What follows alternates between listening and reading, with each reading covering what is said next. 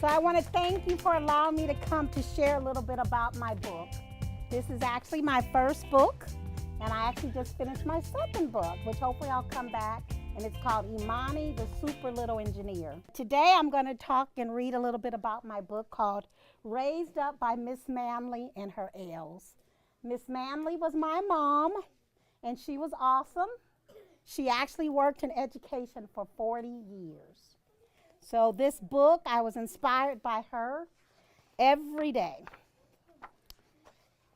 And this is just a little bit about my neighborhood where I grew up as a little girl. There was a lot going on in the neighborhood. A lot of kids out playing, riding bikes, just playing jump rope. Anybody jump rope? Awesome, awesome. How about playing jacks? I know some of the teachers played jacks. How about playing marbles? Okay. All right, awesome. Well, those are some of the things we did growing up. So I'd like to read a little bit about Raised Up by Miss Manley. And it says, as a child, I, along with 3 brothers, 2 sisters, and 10 foster children. How many can show me 10? All right. Is that a lot? Yes. Can you imagine being in a house where your mom raised 10 foster children? We were raised by our mother using some of her favorite words from one letter of the alphabet, the letter L. And so that's kind of how we all looked sometimes, all together. Our home, my mom said there was room every day for more. The first word she talked to us about was love. Just like a home Sunday school lesson, Mama taught us to love one and many. Love our family, love our community, love who we are, love what we do, in spite of any situation. We were taught to love anyway and anyhow. Who can tell me about love? All right, your hand went right up. I'm going to go right there. What can you tell me about love? Right there. Loving and caring. Yes. It's good for somebody who's pleasant. All right. And we'll take one more. Loving others, helping others if they're sad. Love is an important word. Listen. How many of you hear that word every day? All right, listen. We could not get by without knowing how to listen. Mother stressed we had to listen in many different ways and not just with what do you listen with? Oh, our ears. All right, we had to listen also with our eyes. How many believe you can hear something by not seeing? You can just see it. And you can listen. You can just listen with your eyes. But somebody got this right. We not only had to listen with our eyes in order to see the seen and unseen, but most of all, we had to listen with our hearts. How many believe that? Sometimes our heart will tell us, right? Yes, okay. She said, most of all, we had to listen with our hearts in order to feel what was heard and unheard in the word speaking by others. Learn. How many of you know about the word learn? Me? Okay. In her daily lessons, Mama would say we had to learn. Learn all that we can while you can, and know that learning takes place not just in a classroom, but also in everyday life. She taught us that some of the best learning is what we learn from our elders, our family members, our teachers, and the paths we travel as we journey through life. Who can say they learned something today? All right, tell me what you learned today. You learned math? Oh, woo-woo! All right, how about you? What did you learn today? Okay, how about you? Language. How about you? Oh, that's one of my favorite people. Who knows about Garrett Morgan? All right, give yourselves a round of applause for Garrett Morgan. All right. Okay, I didn't get anyone on here. Who can tell me something about what you learned today? You learned about math? Okay, how about you? Language, wonderful. Math? Math. All right, and we'll take one more. Subtractions. All right. She had the idea that these lessons were not getting through. She said you must learn to listen and listen to learn. You must learn to listen and listen to learn. Sometimes along the way, Miss Manley, as she was affectionately known by many, would add the words lift, lean, and lead. Lift. She told us to lift others up and not tear them down. Lift others up and not tear them down. Doesn't it feel good when somebody's lifting you up? When they say, great job, what a beautiful dress, I love your shoes. That's lifting others up. Doesn't that feel good? Yes, all right.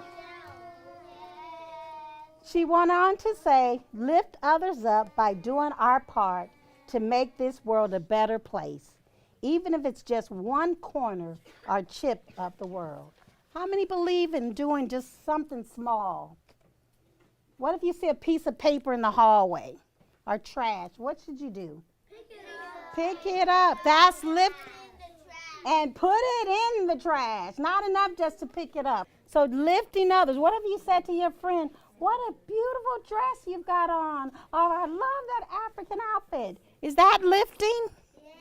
Doesn't that make you feel good? Absolutely. So sometimes this is what I would do when I was a little older, when older people were in my neighborhood, is help them across the street. So that's what she meant by lifting. Can you see? Sure.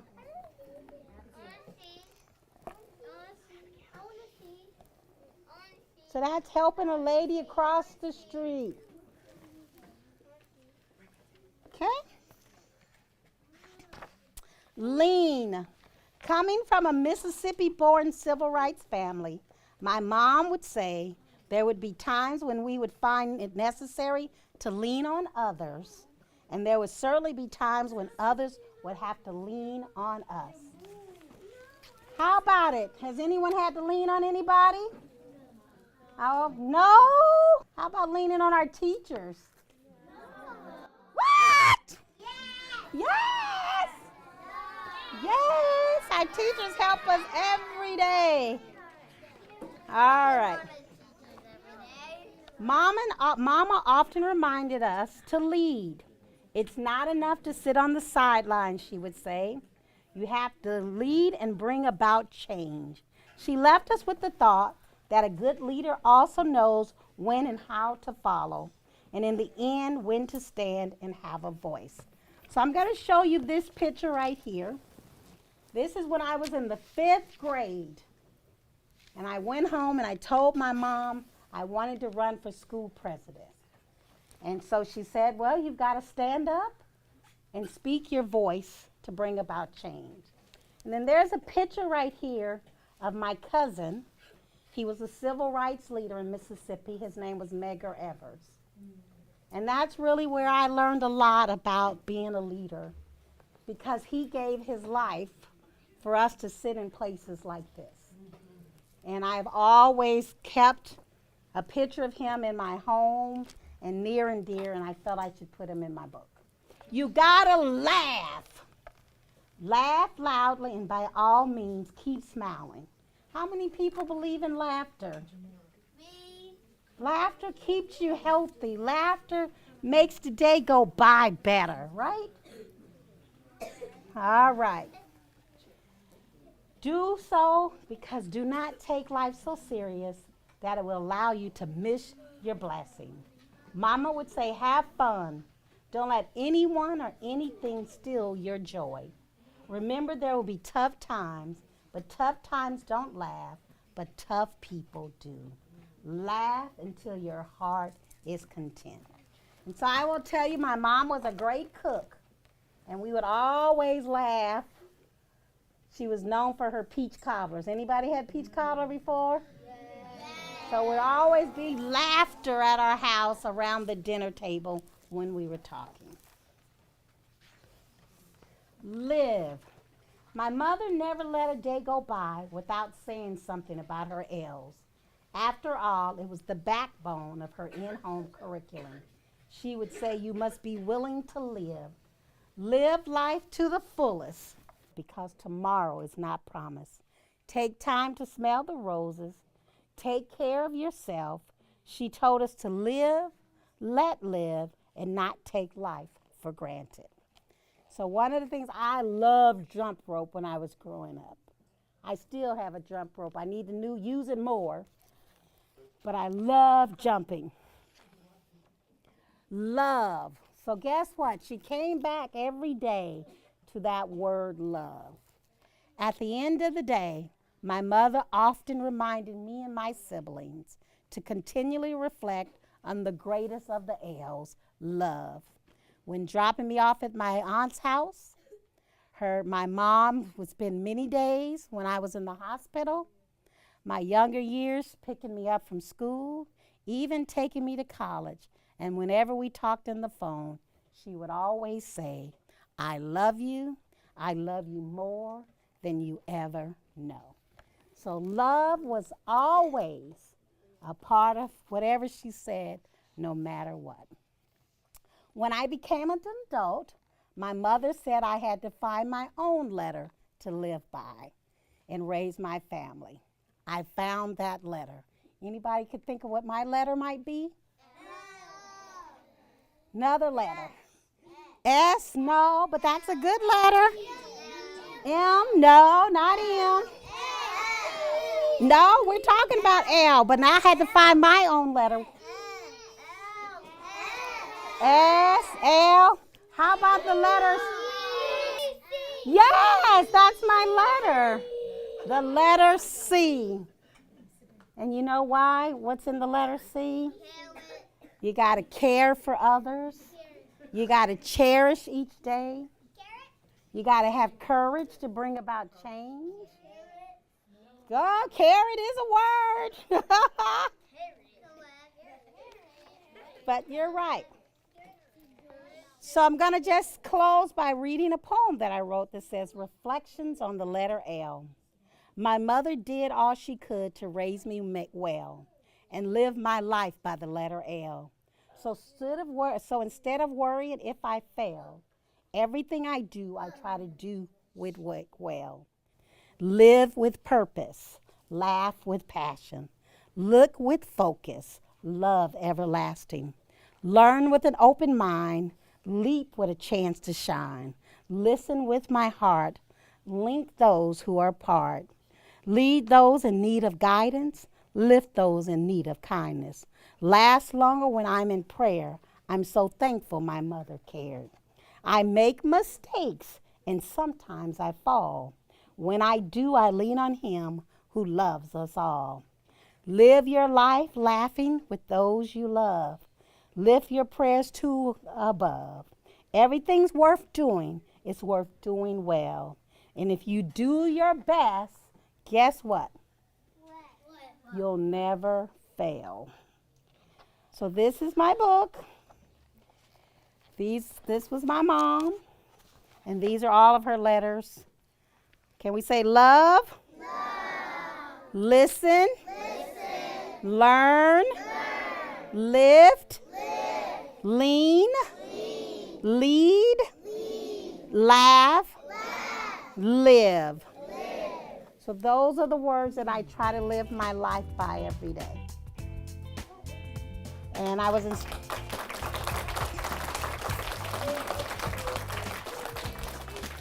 inspired to write the book by my oldest sister, who asked me, we always talked about the L's, and she said, she was an English teacher. She said, why don't you write a book? And I said, I can't write a book. And one day after my sister left and went on to Up Above, I said I had to do the book not just for her, but also for my mom. And I've been all over the world with the book, and I have given 100% of the book charity, the book funds from the book to charity. And I'm going to leave $1,000 today to your school as a donation.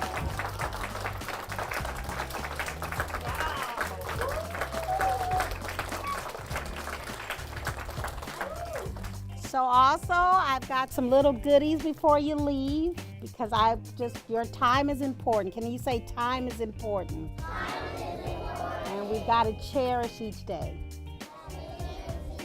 And this is one of the most beautiful schools I've been to. So you guys are at a special place where there's a lot of love. So I want to encourage you to continue to learn. I want to encourage you to listen. I want to encourage you to love yourself. And this is such a beautiful day.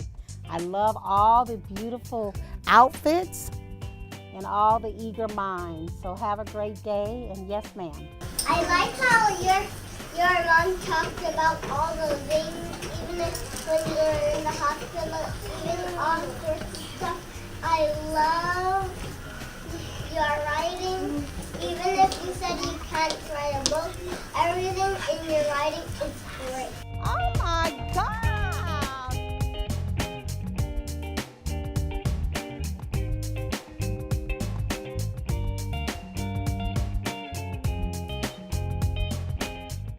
It was an incredible opportunity to share with our scholars and to give them an opportunity to develop a love for reading. Our amazing author, Miss Sandra Evers-Manley, present an incredible story that she wrote in her love for children and her love for learning. And so our scholars had really a once-in-a-lifetime opportunity to, number one, meet an author, and this being our celebration of African American history and culture, this was an amazing culminating activity today. It was such a blessing and a gift to be able to get sponsors to give every scholar a book, gift them with books, gift them with something that will last a lifetime. Oh, the kids were overjoyed. It was like Christmas all over again today, to see the joy in their eyes and their faces. Today was just an amazing day, and I would wish this opportunity for every school across America. Today was a pleasure to partner with Judith P. Hoyer Montessori in providing books for the community. The book, Mrs. Manley and Her L's, I found was a very fine book, and it teaches leadership skills, discipline, and principles to our young adults. And I also, in reading it, felt as though it's principles within the book that we as adults could use as well.